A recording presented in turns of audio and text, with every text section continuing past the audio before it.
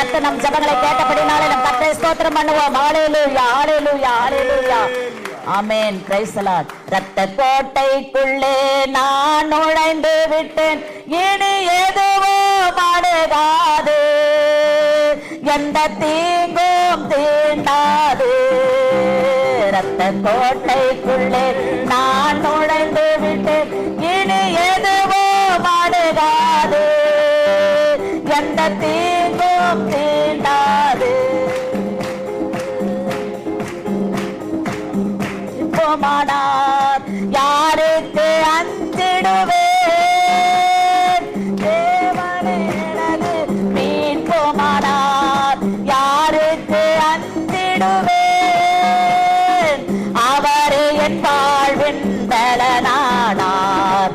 யாருக்கு பயப்படுவேன், அவரே என் வாழ்வின் பலனானார்.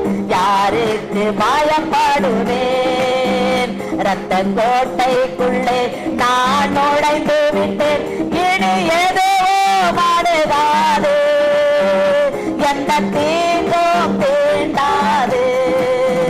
இரத்த கோட்டைக்குள்ளே நான் நுழைந்து விட்டேன், இனி எதுவும் அணுகாது, எந்த தீங்கும் தீண்டாது.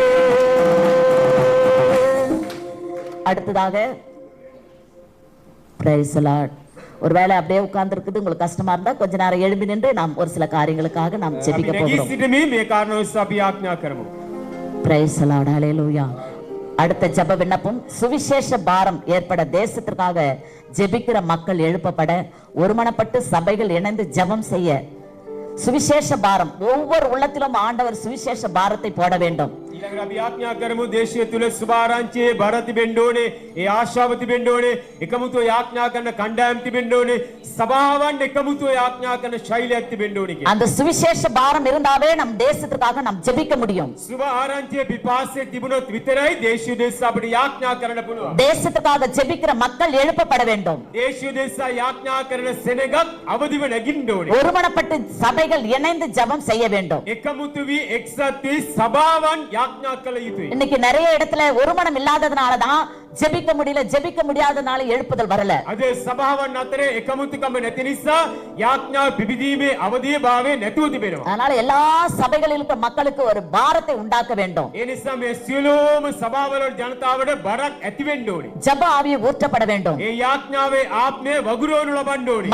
மன்றாட்டின் ஆவியை ஊற்றப்பட வேண்டும். වරගැස්සීමේ ආත්මය වැగిරෙන්න ඕනේ. அவர்கள் ஒருமனப்பட்ட சபைகளில் இணைந்து ஜெபிக்கும் பொழுது அந்த ஜெபத்தை එක්සත්ව එක්සිත්ව සභාවන් ආඥා කරන කල அந்த ஜெபத்தை கேட்டு கர்த்தர் பெரிய காரியங்களை செய்வார். දෙවියන් වහන්සේම ආඥාව අසලා මහත් දේ කරනසේක. நம்முடைய தேசத்துல பெரிய மாற்றத்தை உண்டு பண்ணுவார். අපේ දේශය තුල මහත් වෙනස්කම් ඇති කරනසේක. ஆகினாலே சுவிசேஷ பாரத்தை ஒவ்வொரு உள்ளத்திலும் போடும்படியாகவும் ඒ නිසා සුභාරංචියේ පිපාසය හැම අදවතකටම වැగిරෙන්න ඕනේ කියලා ஜெபிக்கிற மக்களை எழுப்பவும், ආඥාවේ සෙනගක් නැගිටින්න ඕනේ ஒரு කියලා மனதோடு சபைகளில் ஜெபிக்கவும் එක්සත් වී සභාවන් ආඥා කරන්න ඕනේ. இதற்காக நாம் ஜெபிக்க போகிறோம். මේ ගැන අපි ආඥා කරන්න යනවා. இரண்டாவது ஜெப விண்ணப்பம், දෙවෙනි ආඥා ඉල්ලීම பொருளாதார பிரச்சனையினாலே பாதிக்கப்பட்டு ආර්ථික අපහසුතාවයකට ගොදුරු වී සිටිනා වූ விரக்தியில் வாழும் மக்கள் சந்திக்கப்பட, ඒ දිලිඳුකමේ සෙනග ස්වාමීන් වහන්සේ මුණ ගැසෙන්න ඕනේ කියලා குடும்பங்கள் தேசங்கள் ஆசீர்வதிக்கப்பட, පෞල් වශයෙන් දේශීය ආශිර්වාද වෙන්න ඕනේ කියලා நம்முடைய தேசத்துல பொருளாதாரம் இல்லாததினாலே எத்தனையோ மக்கள் விருத்தியாகி எத்தனையோ பேர்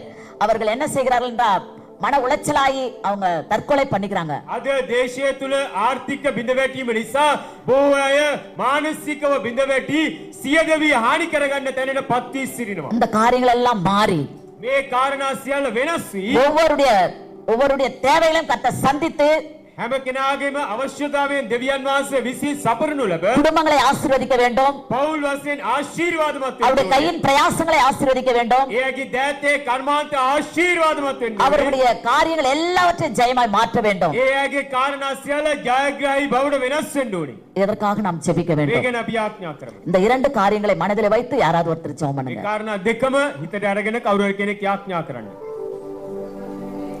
Praise the Lord.